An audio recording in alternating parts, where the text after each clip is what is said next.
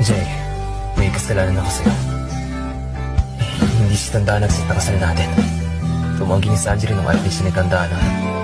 Hindi naniniwala matanda na yung second chance kaya agad na nawala ang offer. Pero nang makarating sa akin ang balita na pabagsak na ang Furcorp, ako na mismo nagala kay Angelo. Ano? Ako ang nagset ng kasal na kapalit ng tulong sa company ni Angelo. Dahil walang makataki sa gusto mo, pumayag sila.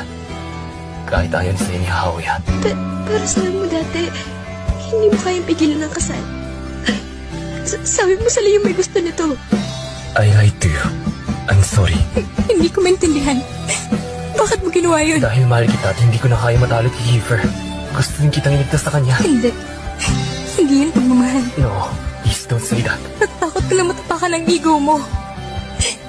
Natatakot ka lang mapahiya ulit sa parehong dahilan. No, hindi ganun yun. Sige nga. Kung talagang mahal mo ako, bakit abektado ka pa rin kay Ella?